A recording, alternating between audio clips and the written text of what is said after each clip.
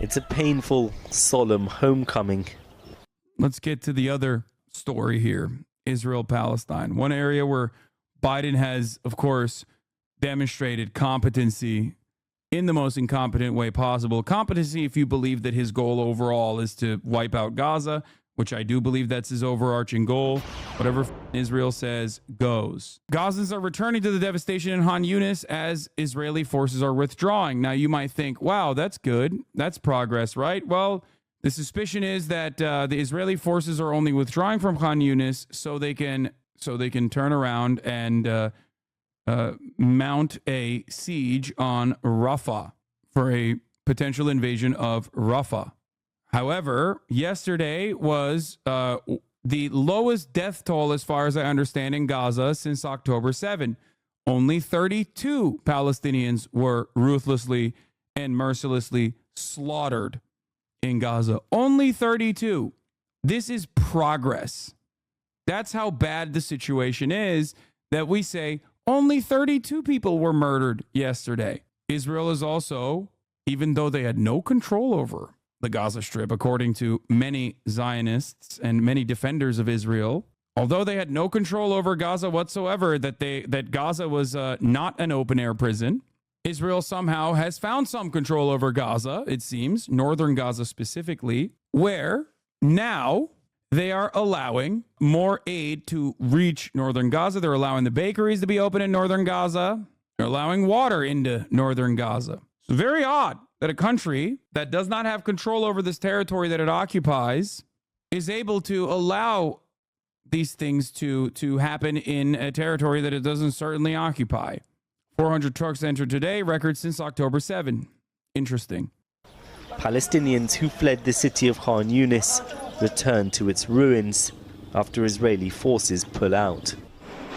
Some pick through the debris of their shattered lives, looking for whatever can still be salvaged.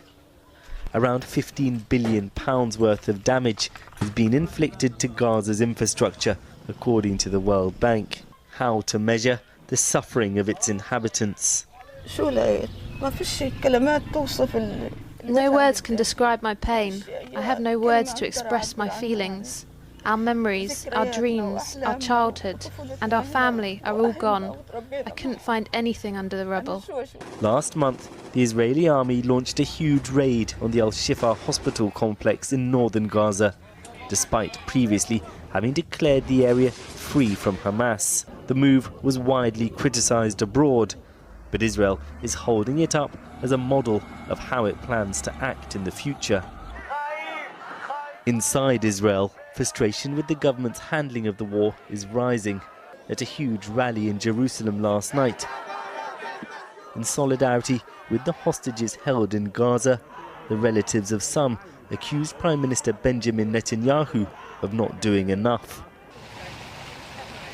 They're placing their hopes on talks around a ceasefire deal in Egypt, but this evening a Hamas official said the group had rejected the latest proposals put forward.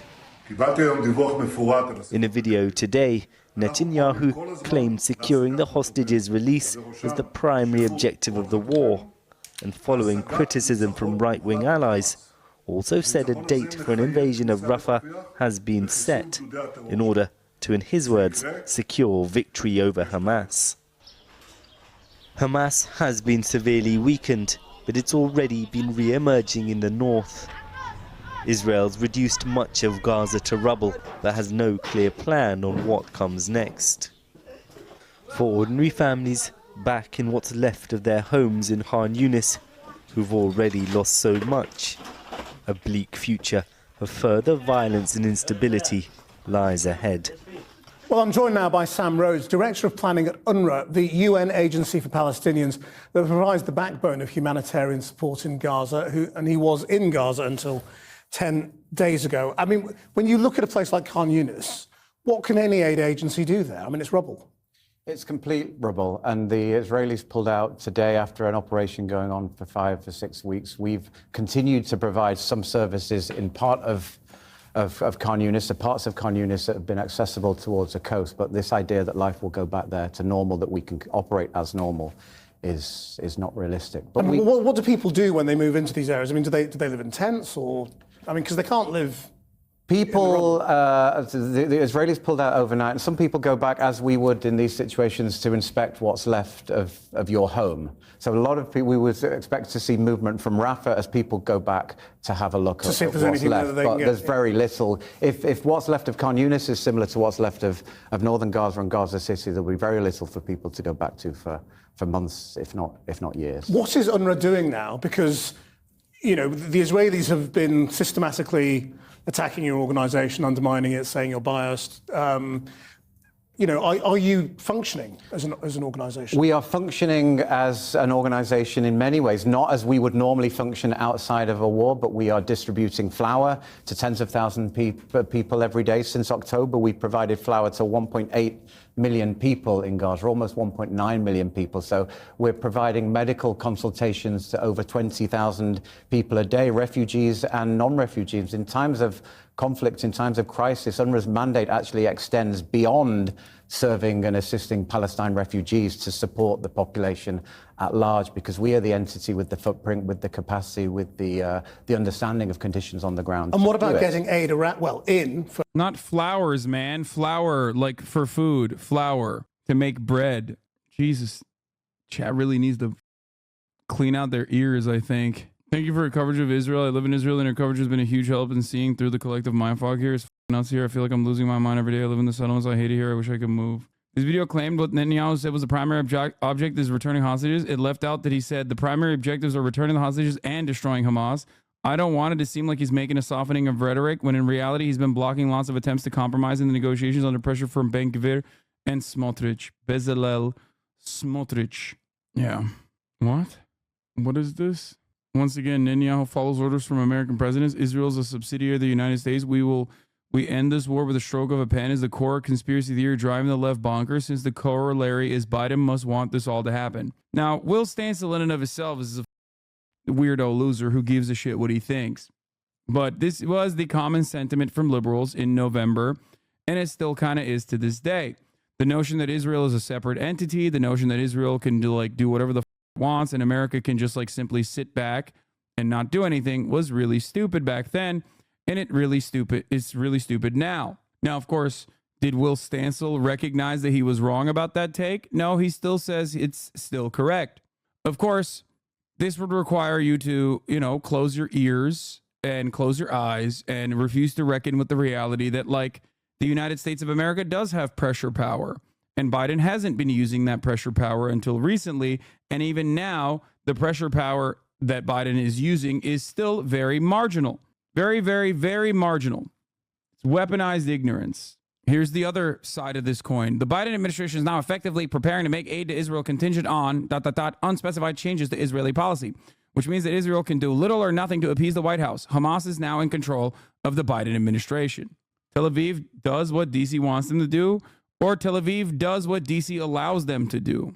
It's both what they want them to do, but also what they allow them to do. Just so you understand. America says jump, Israel says how high. This has been proven over and over again, even if those inside of Israel refuse to reckon with that reality, those in positions of power do reckon with that. Yoav Gallant famously even allowed any aid to go inside, even with restrictions that they obviously very quickly implemented. When asked, why are we allowing any aid into this terror territory, Yoav Gallant said, well, America asked us. What are we supposed to do? Say no? Palestinians are starting to realize the Western leftists see them primarily as expendable shock troops in a war that Western leftists warmonger for, but never actually go fight in. Non-stop sirens going off in Israel. Fuck your ceasefire. Flatten Tel Aviv. What? I'm sorry, but who the fuck are you to say fuck your ceasefire? You're not even a Palestinian. Your life is not at risk. Your family isn't starving. I love the genre of tweets as though Noah Smith is on the side of Palestinians at all. He found one fucking random person with a real aggro perspective. He saw someone else from, I assume, potentially Palestinian descent or Palestinian themselves or living in the West Bank or whatever, saying, understandably, what do you mean fuck your ceasefire? That's a ridiculous position to have, the your ceasefire position, I mean. And he went, yeah, this is what the leftists believe. They're warmongers. Yes, dude, you're right. the neoliberal that champions U.S. foreign policy unconditionally, including with respect to Israel's offensive genocidal campaign, is not the warmonger. It's that one random overzealous Twitter supporter. Come on, dog. Expendable shock troops in a war that Western leftists warmonger for, but will never actually go fight in. Yeah. My favorite genre of tweet. Arguments with a figment of the tweeter's imagination. Context here is, though, talks in Cairo just started, and after the withdrawal, there's a lot of posturing from both sides. Netanyahu's posturing about a Rafah invasion as a point of pressure in negotiations, so it doesn't seem like the move is Hamas is getting free shit. Hamas, on the other hand, is posturing that it's not impressed and is taking its time. Internally, both Ben Gvir and Smotrich threaten to kill the government if the war ends without a Rafah invasion. It's insane. You seem upset? Yeah, I'm covering a genocide.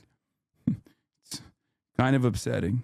Here's the Rafah invasion plans that Netanyahu claims he has, but the State Department does not know when it will happen or how it will happen. Prime Minister just said, like in the last hour or so, that a date for the Rafah invasion has been set. Have the Israelis shared that date with the U.S.? To my knowledge, we have not been briefed on that date. And given the Prime Minister just said, like in the first and around. The issue, the situation of getting aid into Gaza remains incredibly difficult. Because the Israelis won't let you do it, basically. The Israelis won't. By the way, to answer what that chatter was saying, or to, I guess, complement it a little bit with additional information, the demands made by the Palestinian envoys has been pretty clear-cut since the last ceasefire, which is the release of hostages in tiers and a full-blown permanent ceasefire executed over the course of the upcoming 6 months, which was like a couple months ago, so that date keeps changing. Netanyahu's government, on the other hand, has said no to those very reasonable demands. The step-by-step plan that Hamas had implemented for a temporary ceasefire that turns into a permanent ceasefire is pretty fucking reasonable. It got very little coverage outside of this channel. It got very little coverage in mainstream media, but that has been their position almost in perpetuity. Netanyahu, on the other hand, does not want to engage in a permanent ceasefire. He wants the hostages back, and he wants to continue pummeling Gaza, which is a wild thing to openly admit you want to do. I feel like even lying about it would be better in this situation, and be like, yeah, we will do a permanent ceasefire, and then not actually do it, which goes back to what the chatter was saying, which is because he has a lot of internal pressure from the Israeli public and also specifically from his war cabinet to make promises that he will not end the war. It also corresponds to his interest of not losing power because he doesn't want the legal scrutiny that will inevitably come, considering that he has been under investigation for quite some time over charges of corruption, and those all of those cases were halted when he got back into power with this incredibly right-wing coalition. It is just as bad as you think it is. This is one of those very few instances where there is legitimately a open and shut, black and white, good guy, bad guy situation. One party is the good guy here, and one party is the bad guy here, as it usually happens with genocide. It's not that they won't let us bring aid in, but the process for bringing aid in is convoluted, it's time-consuming, it's extremely difficult to bring aid in through the one crossing point that was designed for goods that is still opening. Once we've got aid into Gaza, there's the issues of distributing it around Gaza Strip. There are issues of availability of trucks, conditions of law and order on the ground, and our inability as UNRWA to distribute food to northern Gaza, which we've been calling for, which the international community has been calling for several months, and all the more so since the reports on famine came out a few weeks ago. Well, I mean, what's happening with, the crossing's supposed to be open now, isn't it? So why isn't... Crossings are open. The crossing, Kerem Shalom crossing in southern Gaza is open. It's not open to the extent that is required to get in the 500 trucks a day that aid organizations, including UNRWA, say are required. But they said Erez was open then, didn't they? So, I mean, is it functioning? No, Erez is not functioning. We've seen the news plans to reopen Erez. Erez was also a passenger material, so a terminal. So the idea that Erez could substitute for the volumes of aid that needs to get in. And it's not just aid that needs to get in. You can't survive. You can survive, but you can't live and you can't recover on a food parcel that UNRWA provides. We need the commercial crossings to open as well, and the passage of commercial trucks to be allowed back into Gaza at the volume. I mean, the thing is, Israel wants Why do we think Netanyahu genuinely wants the hostages back? No, he doesn't want the hostages back. If you think that Benjamin Netanyahu legitimately, honest to God, wants the hostages back, you might be, and I'm not saying this chatter is, but like anyone who tries to tell you that Netanyahu legitimately cares about the hostages or the safety and security of Israeli civilians since October 7 is the dumbest goof of all time. Netanyahu does not give a bro, Israelis don't think Netanyahu cares about the hostages. Why do you think there have been massive protests in the streets? Like, people who love the pummeling campaign of Gaza, the bombing campaign of Gaza, do not love that, like, their family members are still trapped in Gaza. Even the fucking family members and their friends are criticizing Benjamin Netanyahu's actions. Like, they're like, dude, get the hostages out and then continue the fucking war. What are you doing? Like, people who genuinely do not care about Palestinian lives at all, who openly say, like, Benjamin Netanyahu is the bad, he's not a good person to do this offensive campaign, are angry at him because he's killing too many fucking hostages. As I understand it, what was discussed today was a twofold 6-week ceasefire without follow-up, which I won't go into because Hamas, of course, won't take it. The second was a broader framework for a 3-step path to a permanent ceasefire. The U.S. reportedly taking a more active role, trying to lock in an agreement on civilians return to north with keys for exchange. This is because Israelis are scared they'll lose leverage on exchange if civilians return early. Oh, yeah, lol, is showing. Likud polls at 19 mandates, lol. It's pathetic. Yeah, he's cooked. But polls show Israelis prefer the genocide of the hostages.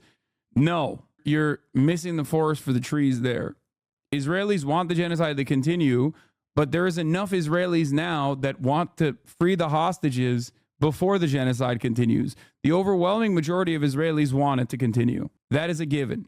With no care or consideration for the civilians, that's like 80% plus of Israeli Jews, at least, that have been polled, that believe that this bombing campaign has to continue. And you know, the protests right now that you see in Israel are not about the genocide. The protests that you see right now in Israel are about the bombing campaigns that are killing hostages, Israeli hostages. A future without UNRWA at all? I mean, it says it doesn't trust you. Is that possible? I think right now, given the gravity, given the complexity, given the scale of the humanitarian situation in Gaza, you can't, this is not an organization that you can turn off. UNRWA is a lifeline to hundreds of thousands of millions of people inside Gaza. You can't replace that with anything else overnight. It's you starve UNRWA and you do starve Gaza in many ways. And so what is the immediate need right now? The immediate need in Gaza is for the bombing to stop, for a ceasefire to hold, for the release, unconditional release of hostages, and for the crossings to open to allow UNRWA and other aid organizations to get aid to the people that need it. We need the crossings to open in a sustained manner. We need to be able to operate in a safe way. The tragic case of the World Central Kitchen workers who were killed last week are yet more aid workers, Palestinian who've been killed since the start of the conflict, almost 200, the vast majority of whom are UNRWA workers, many killed in the line of duty whilst discharging their humanitarian functions. Sam Rose, thank you very much. News poll 12. Half a year into the war, the state camp is weakening. The Likud and Yes Atid are getting stronger. According to the survey, Gantz's state camp wins 32 mandates and Likud 19. More in the survey. Who performs better in a war cabinet and who's primarily responsible for the crisis with the U.S.? According to the survey, only 14% are sure that the Israeli government is doing everything to return the kidnapped. Holy shit. They do not. I mean, it's understandable that they don't personally think that Israel's doing everything they can to return the hostages. That makes sense. 14%. Those 14% are like the hogs, by the way, of Israel. Those are the guys who are the bibists. Half a year since the outbreak of the war, in a News 12 survey that we published last night in the main edition suggested the state camp led by Benny Gantz would be the largest party in the Knesset with 32 seats if the elections were held today.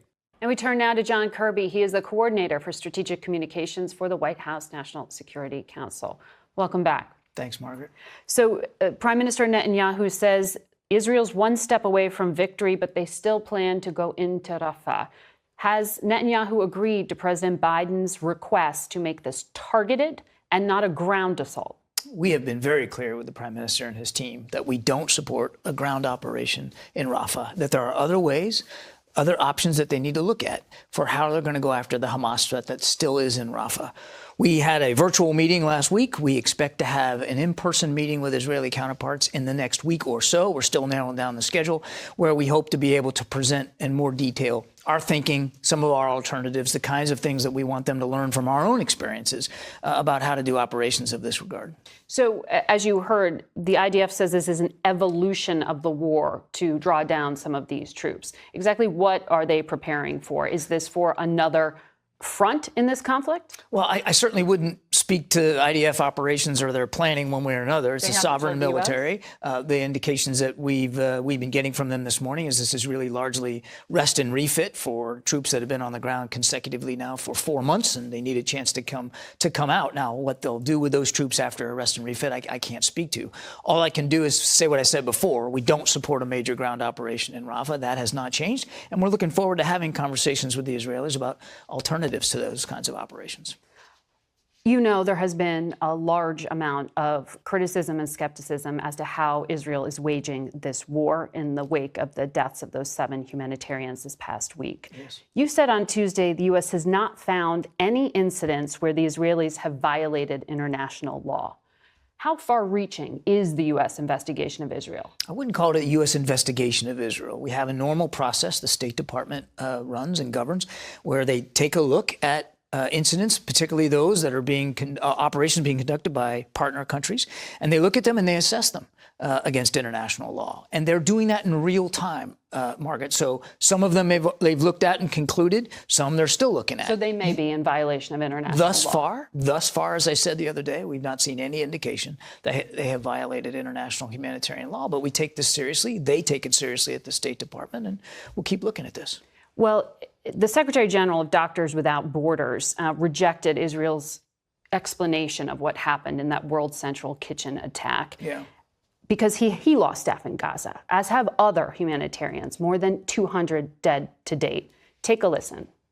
We do not accept it because what has happened to World Central Kitchen and MSF's convoys and shelters is part of the same pattern of deliberate attacks on humanitarians, health workers, journalists, UN personnel, schools and homes.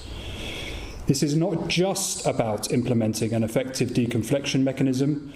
Our movements and locations are shared, coordinated and identified already. This is about impunity, a total disregard for the laws of war, and now it must become about accountability.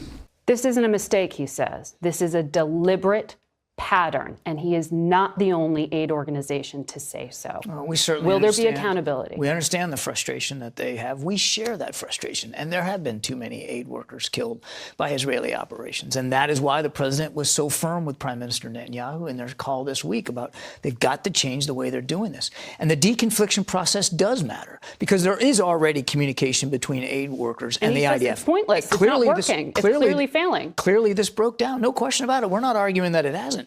Our case to the Israelis is you got to do more. You got to do it better. It's got to improve. It's because we've already seen some aid organizations now pulling. We got to do better, man. We just got to. I don't know how, but we'll do it. There will be accountability, but it won't come from the West. I mean, there will not be accountability. Poll context, Gantz had a high 40 projected seats a few months ago, and as his joining of the Union cabinet was seen as a showcase of national unity. Ever since, his party co-leader Zahar split from the party because he wanted to leave the cabinet since his new party is below the threshold, and in conjunction with calls for him to leave the government, he's slowly been following. There are also massive changes on the far right and far left. Back, not just World Central Kitchen, but others.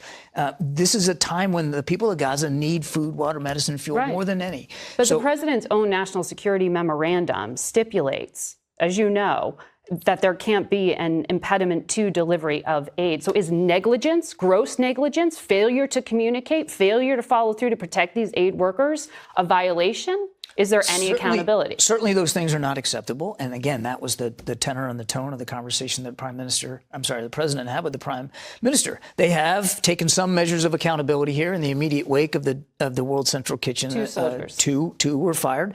We're going to be looking to see, well, first of all, we're going through the investigation ourselves right now. We want to reserve judgment until we've had a chance to look at their findings. And we certainly expect, and this is an important point, that the announcements the Israelis have made, while welcome and important, can't be the end of it. We've got to see sustained changes in the way they're operating on the ground and the way they are allowing humanitarian assistance to get in unmolested. And as you know, the Israeli government says that had nothing to do with the president's calls. They had already planned to take some of these measures. The president specifically asked for the measures that we saw them announce that later that evening and then the coming day. Oh, God. We'll see if they follow. Oh, God, it's so fucking cooked. It's extra cooked. They're saying that the president doesn't even have a hand in this. It's just kind of happening on its own. That's crazy. That certainly makes things worse. Follow through. The former defense secretary, who you know well, Leon Panetta, said on CNN, in the past, in my experience, the Israelis usually fire and then ask questions. Is the Biden administration position still that there should be 0 conditions on aid, military aid to Israel? I'm not going to get ahead of the president or decisions he might or might not make going forward. He was very clear in his call with the prime minister that if we don't see some changes in their policies in Gaza and the way they're prosecuting operations, we're going to have to make some changes of our own. You do think these are Israeli policies then to block aid? They get to decide how they prosecute this war. It's their operation. We just talked about them pulling troops out and what that means. They get to decide how they prosecute operations. We get to decide how we're going to react to that and how we're going to administer our own policy with respect to Gaza. We make those decisions. And the president was clear with the prime minister. If there's not changes, if things don't get better, then we're going to have to make changes of our own. So the president is considering withholding, conditioning, doing anything here? Because for 6 months now, we have been hearing complaints like this. Humanitarians on this program telling us what's happening. Look, again, we see it ourselves. We're not blind to the risks that the aid workers are in, certainly not blind to the suffering that the people of Gaza are going through. And the president, again, was clear. I won't get ahead of him, Margaret. I won't prejudge decisions he will or won't make. Heard from him on this. If he feels so strongly, why isn't the president out there talking about this? You saw his statement after I read a paper minister's call with the prime minister, and he will continue to talk to the American people and the members of Congress about what we're doing and what we're not doing. It is of direct national security concern, is it not, that as the director of national intelligence says, there is a generational impact from what is happening on the ground there. No question. That there could be an impact on terror recruitment no question. long term here. No question. I mean, so what is the U.S. policy other than wait and see? It's not wait and see. I have to take issue with that. That is not the policy at all. Two things can be true at once. You can still be a friend of Israel and make sure that they have what they need to defend themselves. And they do need things. I mean, we're talking about the war in Gaza, rightly so. Completely understand that. But they're under threat. They live in a tough neighborhood. They're under threat from Iran and Iran-backed groups all around. They still have a need to defend themselves. How they do that matters. Yeah. How they conduct these operations matters. And that's what we're talking to them about. And we need to see some changes in the how, or we'll have to make some changes in our support. Is there a timeline for when they need to act by? Because we're looking right now. I mean, again, they made some announcements in the few hours after the call. They made some other announcements the next day about opening up crossings. All that's welcome, but we're going to be watching this very, very closely. It has to be sustained and it has to be verifiable. John Kirby, thank you very much. One of the more uniquely evil individuals in this administration or in any administration is this fucking guy. The fact that it is a relatively tough, like somewhat tough interview is kind of shocking. I guess like it spells that there's definitely an attitude change from mainstream media. Like the situation demands that there is infinitely tougher questions being asked. But I guess like if I pull myself out of like the immediate, it shows that the attitude from the state, or at least like the mainstream media, is changing as well. It's unheard of or unimaginable to consider someone like Nancy Pelosi, for example, demanding that America condition weapons shipments to Israel. And that's precisely what happened this past week. I think that many, many more people are coming to that same conclusion that we in this community were at already, that like Israel's actions are unsustainable. It is actually hurting Israel. It is actually hurting America's interest in the region because they've gone above and beyond. Hurting Israel? Yes, it is. America wants Israel to continue. America wants Israel to continue being this apartheid state or whichever, like whatever, a destabilizing, a successful destabilizing force in the region. The problem is Israel is making it virtually impossible for there not to be a broader conflict, one that, you know, opens up new fronts of war because they've gone so above and beyond, doing such unimaginable cruelty to this massive population that it occupies the territories of, that it's getting to a point where it is virtually impossible to avoid. It's just not, you know, and a broader conflict doesn't suit their interests. It's like the Trump equation with capital owners, right? There will always be people who can make money from a crisis, except too much instability is not good for capital owners. So Donald Trump is only as good. Donald Trump is good when he is deregulating and doing some crisis, but too much crisis is going to make it harder for capital owners to make money off of. Israel is behaving like Donald Trump. A little bit of crisis is fine. A little bit of destabilization is fine. It is permissible, especially when it plays into America's broader agenda in the region. Too much of it, and all of a sudden you have a broader conflict. When you get to a broader conflict, well, then that makes it all the more harder to make money off of, especially if Israel doesn't exist. Today marks 6 months of war in Gaza, 6 months since the horror of October 7th and the deadly terror attack on Israel that killed more than 1,200 Israelis, with more than 100 hostages still believed to be held by Hamas. It's also been 6 months of Israel's devastating response, causing widespread... Yeah, this is another thing that I think is very interesting. I noticed this in mainstream media. The coverage shifted quite dramatically, where, like, for the longest time, it was just like October 7. They only mentioned October 7, and it was atrocities in October 7 for months and months and months, rarely ever talking about the atrocities occurring in Gaza. It does seem like that has shifted. It does seem as though mainstream media still, of course, frequently mentions October 7 regularly, and yet they do factor in what Israel is doing with direct quotes in a way that they never had before. Spread destruction across Gaza and taking the lives of more than 33,000 Palestinians, according to the Hamas-run health ministry, and leaving the territory on what the UN has called the brink of famine. But it was the loss of 7 aid workers this week that seemed to galvanize a new level of outrage. These 7 individuals from around the world, including one dual American-Canadian citizen, working with the relief group World Central Kitchen, killed by repeated drone strikes of their clearly marked convoy, despite the group having coordinated their location and movements with the IDF. World Central Kitchen was founded by renowned chef turned philanthropist José Andrés, his organization providing meals around the globe in the most dire circumstances, from the aftermath of natural disasters like earthquakes and hurricanes to war zones from Ukraine to Gaza, where World Central Kitchen has served millions of meals to Palestinians. That work now paused after the attack that Israel admits was a grave mistake. So I sat down with Chef José Andrés to discuss his emotional response to the death of his colleagues and what he believes both the Israeli and U.S. government should be doing to address this war's deadly toll. At what point did it sink in for you, the enormity of this loss? Well, has not sink in yet. I'm still going through the process, but there's a lot of work to be done. We are a small organization, and right now we are in the middle of this. Bro, so the people saying like the people that went in there are sketch, they're allegedly former MI5, MI6 contractors or whatever. No, dude, they're former fucking veterans.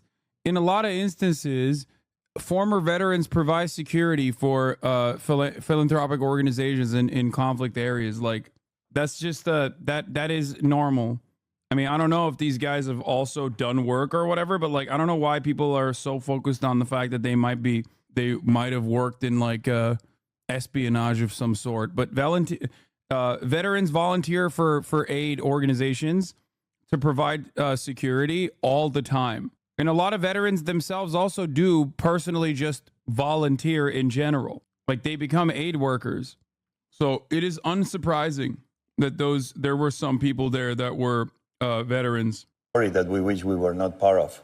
We are an organization that we want to go to difficult places and bring food to people and bring joy to people. Because people, when it's about food and water, they need you today. So for me, I think the grief is going on, especially the members I knew closely. So I spent a lot of time with her in missions. She was always a joy and was a very beloved member of the community. She's like a sister. Damien, who was a newest member, and so this hits home because that's people I serve next to, and they're the example of who we are, and that they putting themselves in harm's way to try to bring hope and smiles to others. You wrote a very emotional tweet this week about Zomi, saying, "I wish I never founded your organization. You would be alive somewhere today, smiling and making somebody somewhere feel like they were the most beloved person in the world." You said you wish you'd never founded World Central Kitchen. You know, I will forever have to live with this, as well as the families and all the members of World Central Kitchen. I founded it with one very simple idea: can we provide food and water quicker than anybody else? Obviously, something like this makes you think. We did what we did because it's a lot of people that are always forgotten, people that are always voiceless. I know very often it's many people that joined the organization because they saw me doing the work before. And this began being an organization of one that became an organization of millions. And these are 7 internationals, 6 internationals plus Saif, the Palestinian, who is buried, and I received the photo from his father, his family, on where he is already resting. And this has become news because it's 6 internationals that they've been impacted by this war, and where they're dead now, many are mourning. This comes with a risk, and we try to minimize the risk. Who was going to tell me the day we were kind of celebrating that we had armored vehicles? Finally, armored vehicles that were very well marked, that we were doing the right protocols, that we were engaging with the IDF in the way we all should be doing. Like every minute, everybody knew where everybody was. Who was going to... This isn't an argument to say like Russia good or whatever, but when he was operating in Ukraine, his organization, when it was operating in Ukraine, they were attacked, or rather, the area that they were operating in was bombed, but not deliberately.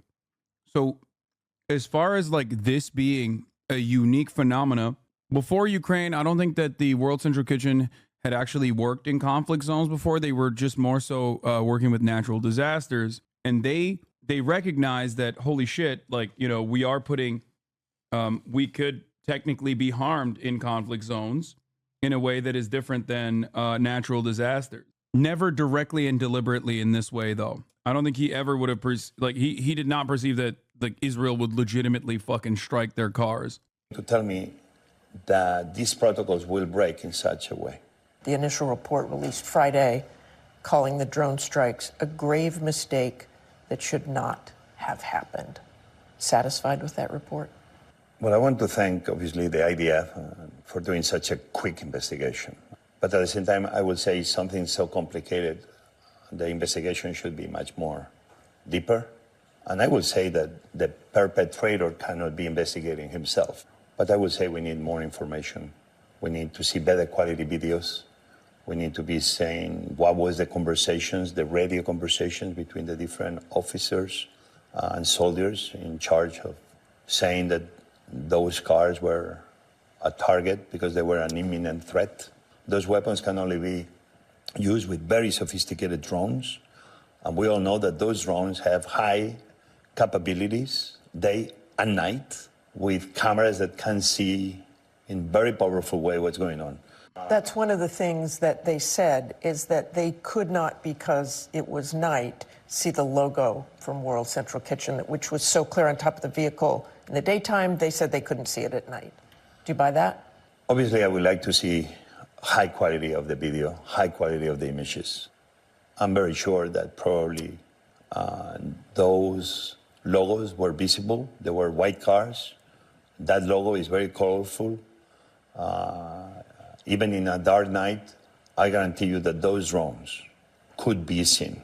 They say that their drone video, and this has not been verified, this video, that they say shows Hamas operatives, and they thought one fired from an aid truck. Every time something happens, we cannot just be bringing Hamas into the question. I think IDF knows better than anybody that can be a better army. Should be protocols, should be rules of engagement, that somebody has to be making sure that they happen in a war zone. Is way too many cases now of humanitarians dying. Many civilians, women, children, that the only thing they did was trying to get close by to somewhere that they were giving them flour or bread. This is not anymore about the 7 men and women of World Central Kitchen that perished on this unfortunate event. This is happening way for too long. It's been 6 months of targeting anything that seems moves. This doesn't seem a war against terror. This doesn't seem anymore a war about defending Israel. This really, at this point, seems it's a war against humanity itself. That's why, yes, I'm requesting Israel, I'm requesting Prime Minister, I'm requesting IDF, that this investigation and many others should be done right, should be done in an independent way. So not only for World Central Kitchen family, for the families of the deceased, but for every other NGO that has been targeted or has lost members, to exactly understand how the IDF has been operating, so IDF can learn from it. We can all learn from it. Jose, you said earlier this week in an interview, we were targeted deliberately, nonstop, until everybody was dead in this convoy. Do you believe at this point, from what you have seen, that they were deliberately targeted? Your aid group? That the convoy was deliberately attacked is obvious. The continuous following over 1.8 kilometers until the 3 cars were totally destroyed and all the members inside those 3, obviously this was targeted. We could argue that the first one, let's say, was a mistake. The second, the third.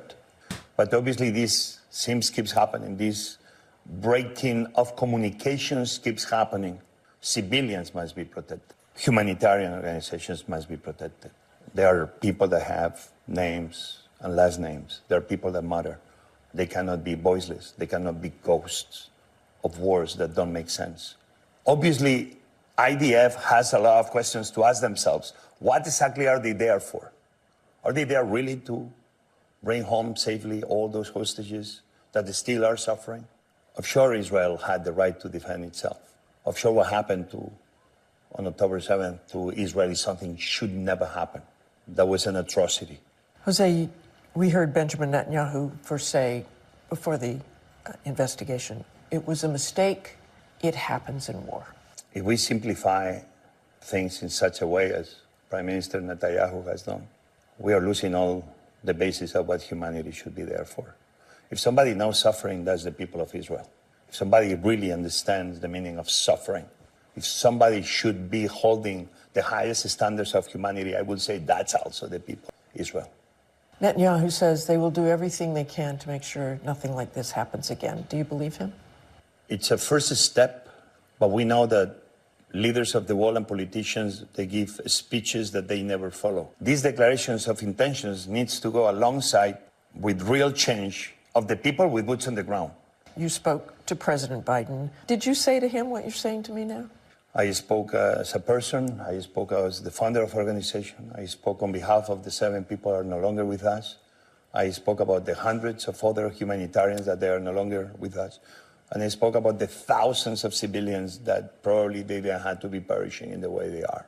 You say, President Biden, you can, and America will stand behind you, support the right of Israel to defend themselves on this massive attack.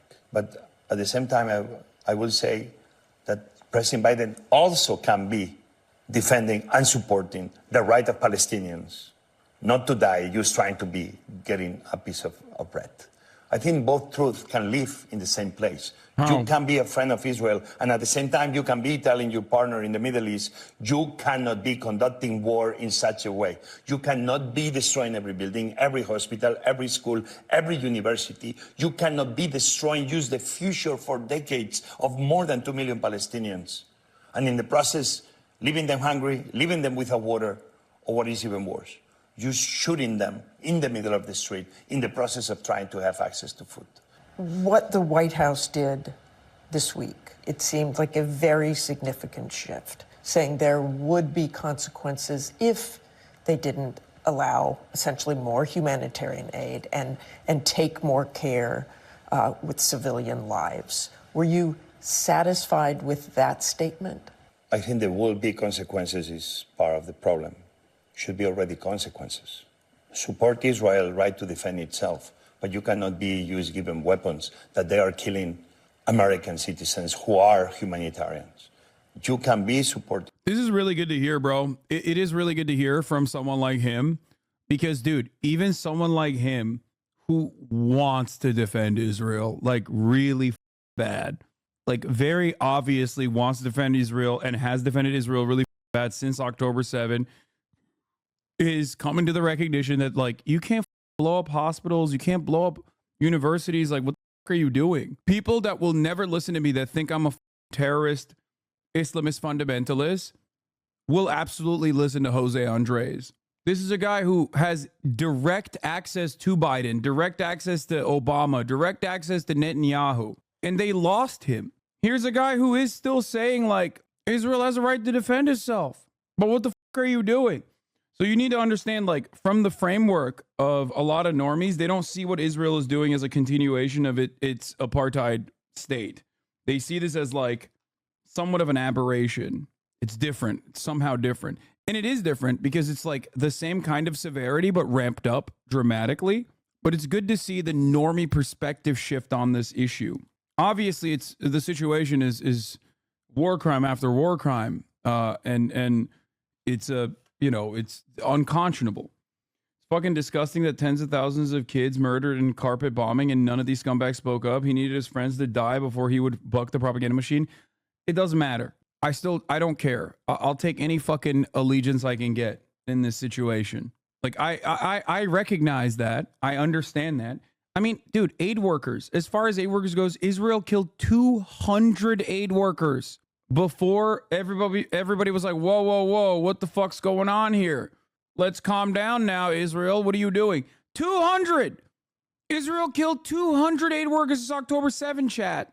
But this is really, really important for two reasons. One, to understand the broader liberal position on the matter, because we do live in a country where, no, people aren't rugged anti-Zionists. And two, it's important to understand that this is a turning point for liberals in general. Israel right to defend himself, but at the same time, you can be asking Israel to conduct themselves at the highest possible human level. They opened 2 more crossings, the Israelis especially announced. In a community Is that enough? Obviously, it's a first step to open new entry points into Gaza, but at the same time, to make sure that they're open and hundreds of trucks can go through each one of them. This will be a first step. But at the same time, how we do it that is safe? Let's the humanitarian aid flow. Let's make sure that the IDF has a real reckoning on how they conduct war.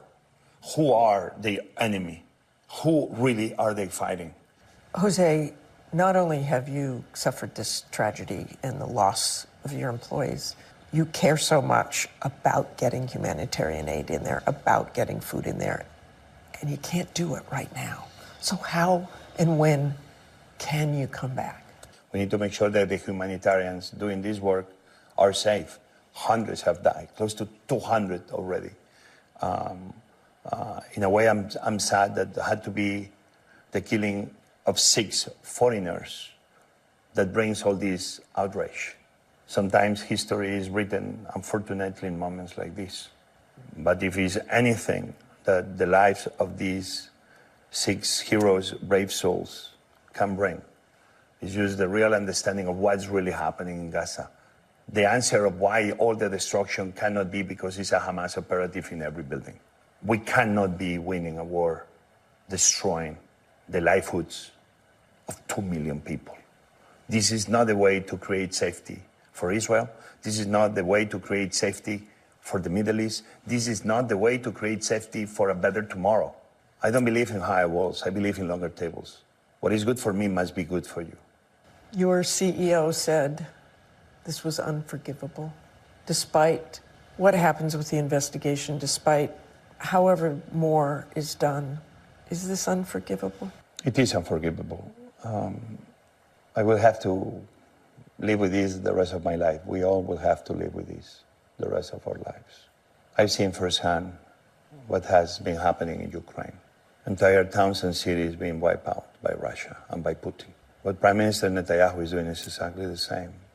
The best future we can be providing for our children is when we provide for the children of the people we don't know the same future and the same hope we are trying to provide for our own. What is so difficult to understand about that? This is good. It is good. Overall, it's a good thing that José Andrés is out here complaining about Israel's conduct. Losing a guy like José Andrés after fucking hiring him specifically or bringing him in specifically to Ben-Gvir now has full control over home demolitions in Israel. Check previous messages. Nice. I do love that domestic Israeli policy is just like moving along, trucking along in the most fascist ways possible in the foreground of this ethnic cleansing campaign. It's great.